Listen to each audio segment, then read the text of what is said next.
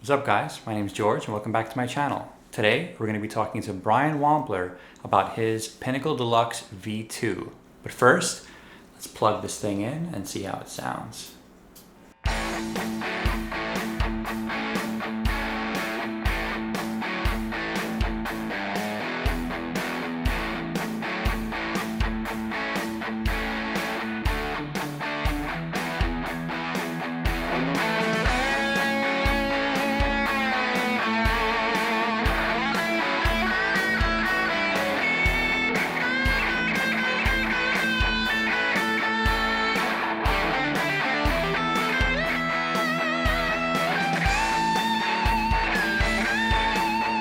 This thing sounds amazing, and I wasn't playing to that big Mesa amp back there.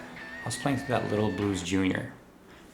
I bought this pedal because I wanted to get that big amp-like distortion sound through a little stomp box. Wampler pedals are built like tanks. They're always of the highest quality.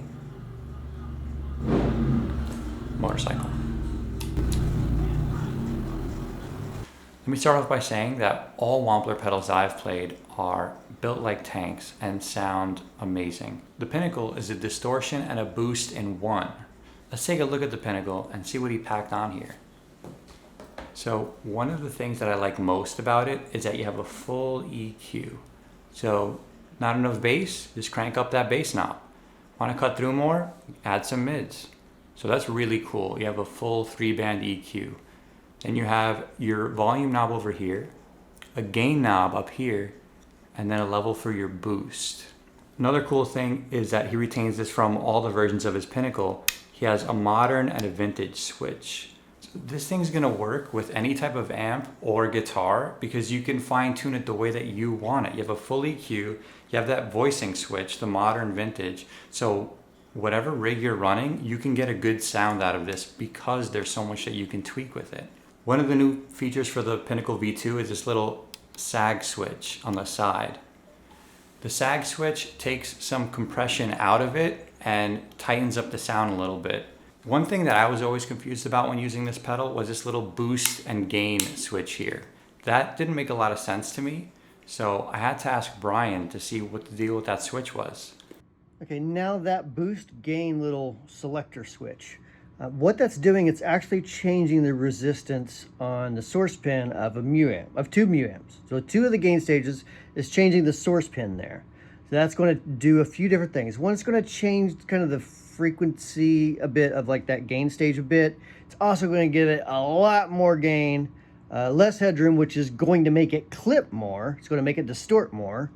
So really that's what I'm doing there. Now there's other ways to get gain in that type of circuit. That's not the only way. That's just a different way that I hadn't seen too many people do, at least with FET type circuits as far as changing gains and stuff. But so yeah, hope that helps.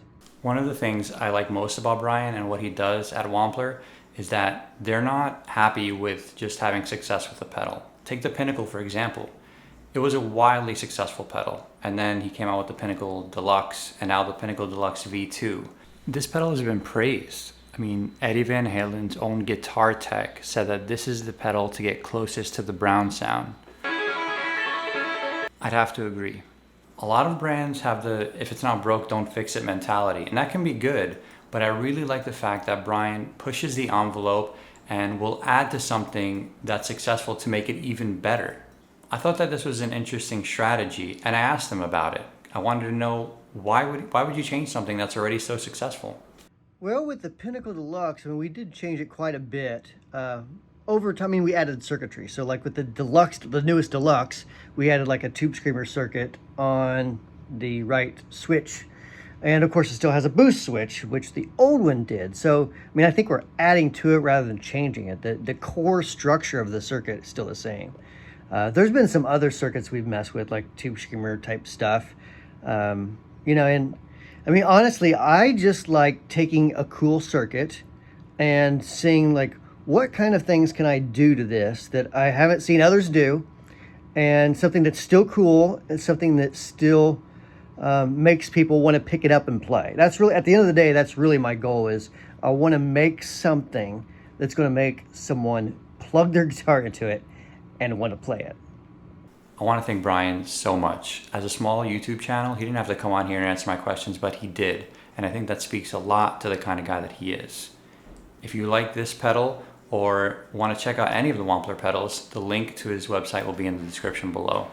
And thank you so much for watching this video, checking it out. I hope you liked it. Let me know in the comments down below. If you haven't subscribed yet, please go down and subscribe. Helps the channel out a lot. Leave the video a like, and I'll see you in the next one.